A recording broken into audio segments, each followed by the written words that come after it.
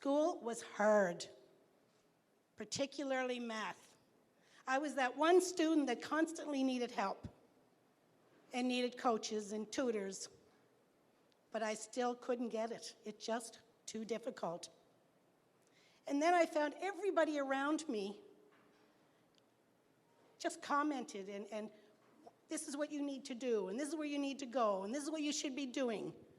But no one ever asked me what I want to do with my life, what makes me happy, and what are my dreams and aspirations. So I was quite sad. And like I mentioned, math, forget it. Can't do math if my life depended on it. That continued throughout my school years till now we're down in high school. And in high school, now all the conversations are starting to revolve around where are you going to go after school? What university? What colleges? What programs are you going to take? And there was so much excitement in the air from everybody.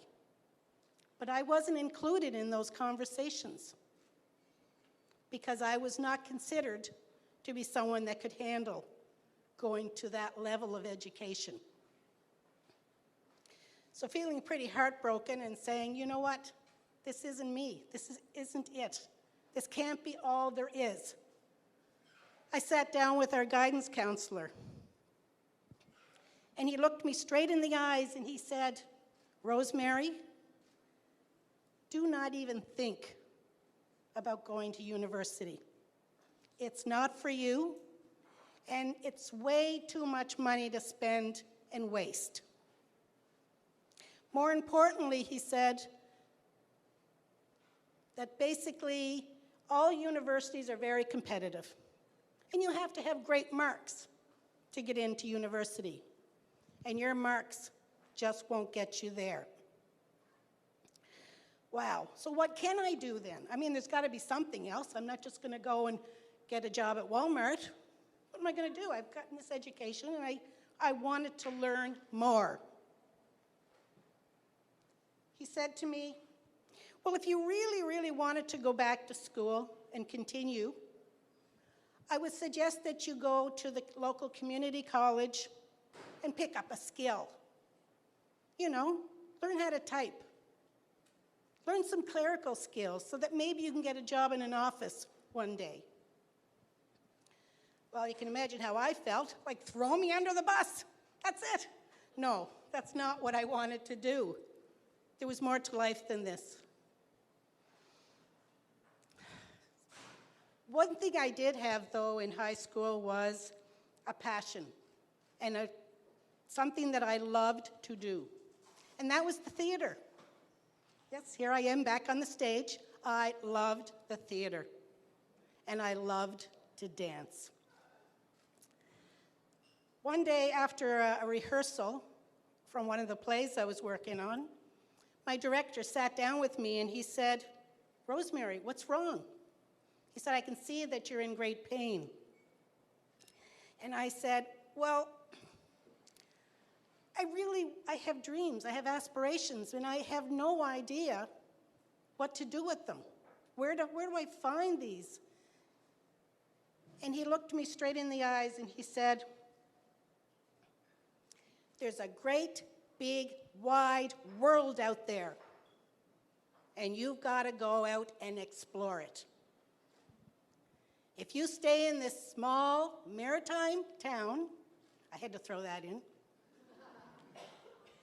then you're just going to shrivel up, and you'll never go anywhere. So my advice to you is to get out, go away, and find your life, find your passion and your dreams. Ooh, that was a big one. Inspiration plus, and it got me so excited, I thought, now what? Well, because I had interest in the theater, I found myself at the local library. And back then, that's where you went. It was pre-internet. You went there for information about schools and universities. Walked into the the library, and I was just shocked, actually. The the rows and rows and rows of universities and colleges, their calendars everywhere. And I found myself actually absorbed in them and realizing that there was a whole world out there of learning and education that no one ever talked to me about. Well, I remembered what the counselor said, that I wouldn't get into a university. But I thought, you know what? I'm going to try anyway. I'm just going to go for it. What's the worst? They'll say no. Okay. So I applied to a university. And I decided on fine arts. That's what I was going to take because that was my passion. I applied to not one, not two, but actually 3 and perhaps even 4 universities. I thought, what the heck? Somebody might say yes. I waited for quite a while with fingers crossed and praying that one of these will come through. And sure enough, one and another and another, until all of them came back saying, yes, we accept you.